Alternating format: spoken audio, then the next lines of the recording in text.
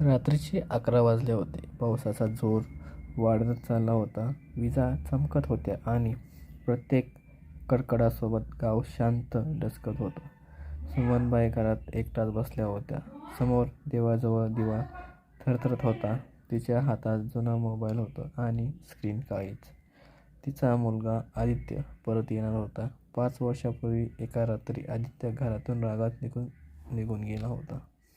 आई, माझ्यावर विश्वास नाही तुला, एवढंच बोलून त्यानंतर ना फोन ना पत्र. गावातले लोक म्हणायचे तो शहरात बिघडला असेल, काही म्हणायचे तो आता परत येणार नाही.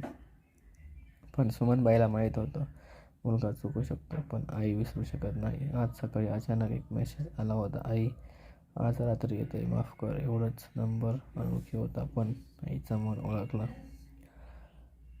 दारावर अचानक टकटक वाजली. सुमनबाई डचकल्या. हृदय जोरात धडधडू लागलं. पावसाचा आवाज थांबला नव्हता. त्या हळूच उठल्या. दाराजवळ जाऊन विचारलं, कोण आहे? पलीकडे आवाज आला, आई, मी.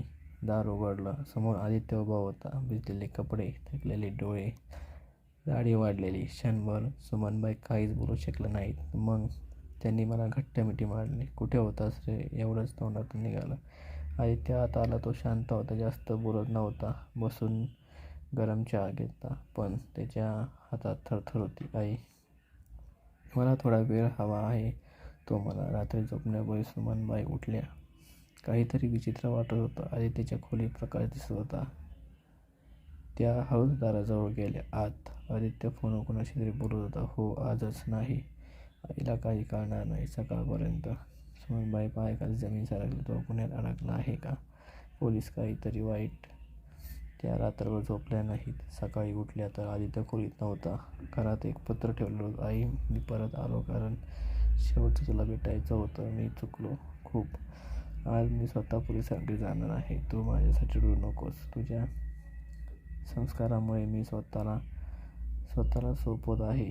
तुझा मुलगा आदित्य. पत्र हातात धरून सुमनबाई खाली बसल्या. डोळ्यातून अश्रू ओघळत होते, पण त्या रडल्या नाहीत. त्या देवासमोर दिवा लावला आणि म्हणल्या, माझा मुलगा गुन्हेगार नाही, तो प्रायश्चित्त घेणारा माणूस आहे.